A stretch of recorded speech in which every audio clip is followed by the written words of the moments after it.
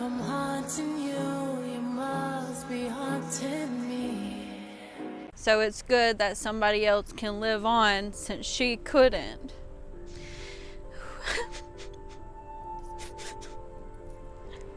So I'm glad somebody can get to live when she couldn't, and it's still, she's gonna be here because they get to get her organs.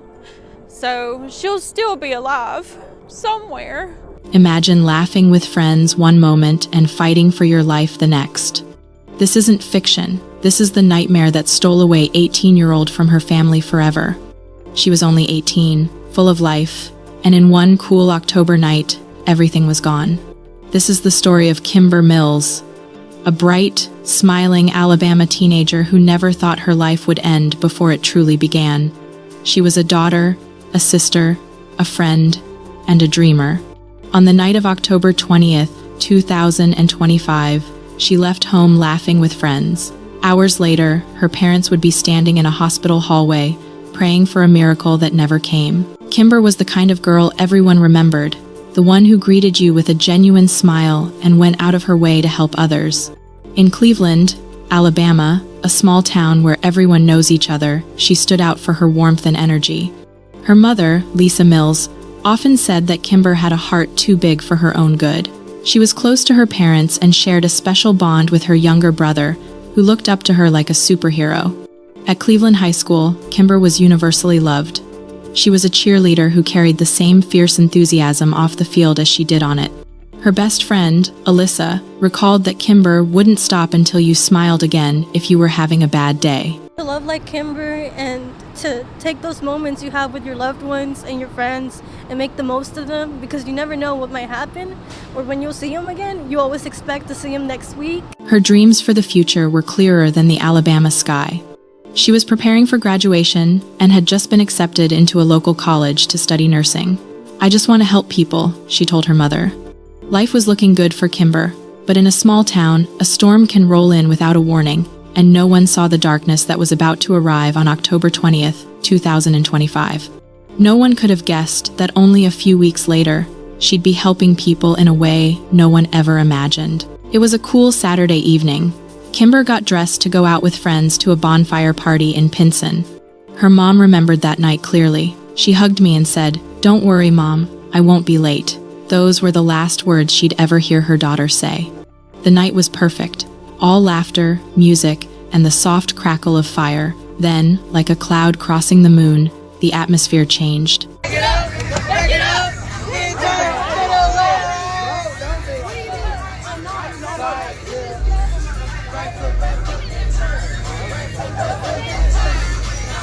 It happened the moment a few older men arrived, including two 7-year-old Steven Tyler Whitehead. Some said he had a rough temper. Others claimed he came to settle an argument. Whatever his reason, his presence cast an immediate shadow. Witnesses say heated threats were hurled, an argument escalating quickly.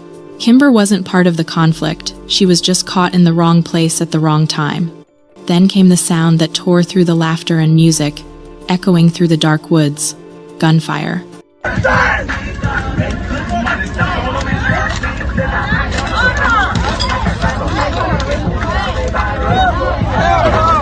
The calm night turned into sudden, agonizing panic. Screams echoed as people ran for cover. Kimber fell to the ground. A single bullet had struck her. Her friends screamed her name, rushing to her side, crying, shaking, begging her to stay awake. Witness accounts were shaky, fractured by panic and darkness. Who was the bullet really meant for? It was the chilling mystery that would hang over the town long after the crime scene tape came down. By the time paramedics arrived, the scene was pure chaos. Kimber was still breathing, barely. They lifted her carefully into the ambulance, and while her friends stood frozen, covered in her blood, the ambulance siren tore through the quiet woods, carrying a young life fighting to hold on. Back in Cleveland, the sound that shattered the Mills' world was the ring of a telephone, the single call that turned a parent's worst nightmare into a sudden, horrifying reality. The long night had begun. Kimber's parents drove through the night to UAB Hospital in Birmingham, praying, begging God to let their little girl live. When they saw her, she was surrounded by tubes and machines. The doctors were grim, The bullet had caused a severe brain injury. Her mother held her hand, whispering over and over, "Baby, Mommy's here. Please wake up." The whole town held its breath. Friends gathered outside the hospital. The next morning, the football field at Cleveland High was filled with candles and tears. Her classmates posted videos of her smiling, laughing, cheering, all under the banner, "Number Pray for Kimber." Everyone hoped she'd pull through. But hope slowly turned into heartbreak. Amazing grace, how sweet the sound that saved a wretch like me. I once was lost, but now I'm found. Was blind, but now I see. 2 days, the world stopped, and then came the news that shattered it completely. The doctors called the family in one last time. Kimber's brain had stopped showing signs of activity. The monitors registered only flat, silent lines. She was technically still with them, her chest rising and falling to the rhythm of machines, but the bright light of her soul was gone. Her mother collapsed, her screams echoing the silent agony of the hospital room. Her father stood beside the bed, his strong shoulders shaking as he looked at the daughter who was supposed to be picking out a dorm room, not lying still and cold. "She's supposed to be at school right now," he whispered, a broken memory of her dreams. In that place of total devastation, the Mills family was asked the hardest question a parent can ever face: organ donation. It was a cruelty wrapped in a plea for life. How could they sign the papers that meant truly letting her go? Yet, as they remembered her infectious laughter, her nursing ambition, and her endless desire to help others, they knew the answer. It was the hardest yes they would ever give. It was an act of courage that transformed their deepest pain into the possibility of healing for strangers. In death, Kimber would fulfill her greatest dream. Her body might be failing, but her spirit, her heart too big for her own good, was ready to beat on. As they signed the final documents, they realized Kimber wasn't truly gone. She was about to live 5 times over. On October 22nd, the hallways of UAB Hospital grew quiet. In a sacred ceremony known as the Honor Walk, hundreds gathered. Doctors who fought for her, nurses who cared for her sobbing cheer teammates, and the friends and family she cherished. They lined the corridor, a silent, weeping guard of honor for their girl. As the gurney moved slowly, steadily toward the operating room, the only sounds were the soft movement of wheels and muffled sobs. Everyone stood silently, many placing hands over their hearts. Kimber's cheer teammates held pink roses, her favorite color, which now looked unbearably vibrant against the sterile white walls. Kimber's parents walked on either side of her, holding her hand until the very last possible moment. They kissed her forehead, whispering their final goodbyes. A flood of love and grief poured into that last touch. They watched until the doors closed, their final, agonizing surrender. That day, Kimber, the hopeful young nurse, saved 5 lives. Her heart went to a young boy who'd been waiting months for a transplant. Her kidneys and liver gave hope to others who had almost given up. In her final, selfless act, Kimber did what she always dreamed of. She helped people breathe again.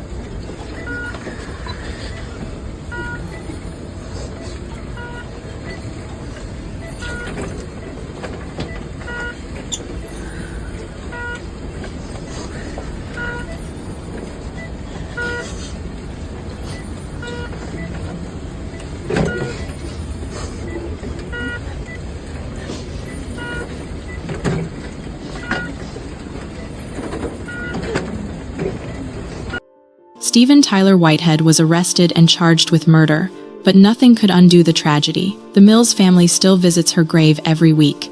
Her mother says she still sets an extra plate at the dinner table, just out of habit. But even in the midst of that pain, Kimber's legacy keeps growing. A scholarship fund was started in her name for students who want to study nursing.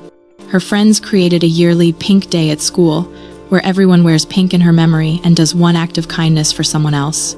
The court case promises to bring shocking details to light, potentially revealing a truth about that night that the initial reports completely missed. Was Kimber's death truly random, or was she just a casualty in a much deeper, hidden conflict? There goes Taylor's and Ashley's.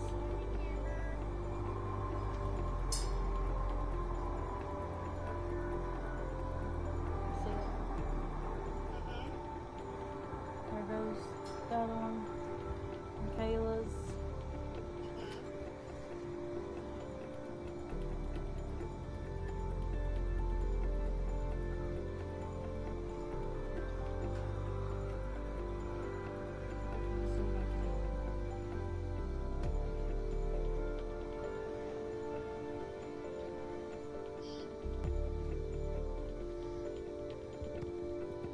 In the wake of tragedy, there are no perfect answers. Some ask, was there more that could have been done for Kimber? Others see hope, that even in loss, a young life can leave a gift so powerful it saves another. Her community didn't turn away, they gathered. They leaned in, they said, "We're with you." And while Kimber won't walk across that graduation stage, she'll live on in someone else's heartbeat. Her legacy isn't just mourned, it's honored.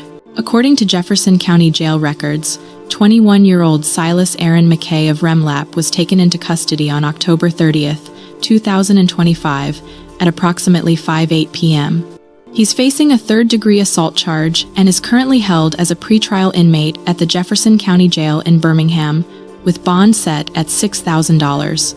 Sources close to the investigation say McKay told officers he was trying to protect Kimber Mills during the altercation that turned deadly earlier this month. But investigators haven't confirmed his exact role, and it's not yet clear if additional charges will be filed. My ex-girlfriend had came up to me at the party and was saying that this guy was trying to do stuff to this girl named Kimber. And me and my buddy found him. Well, my buddy started fighting him. Well, then I had grabbed him and threw him over my shoulders and had him on the ground. And when one of my buddies pulled me off of him, and then that's when he had pulled his gun out and started shooting.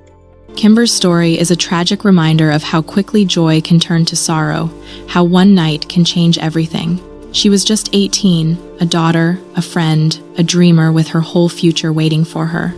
Yet, even in the darkest moment, Kimber's final act was one of pure light, giving others a second chance at life. Her heart still beats, her breath still flows, just in someone else's body. That's a legacy of love, but it should never have been her final act. And that's where we come in. Small communities like Kimber's are built on connection, trust, and care, but when violence finds its way in, it tears holes in that fabric. So I want to hear from you. What do you believe is the most important way small communities can protect their young people from this kind of senseless tragedy? What kind of legacy do you think Kimber Mills deserves to be remembered for? Drop your thoughts below, because your voice might inspire someone else to act, to speak up, or to save a life. And if stories like Kimber's move you, hit subscribe, turn on the notification bell, and join this community. We share real stories, stories that matter, stories that remind us what it means to care. Kimber's light didn't fade, it spread. Let's keep it shining together.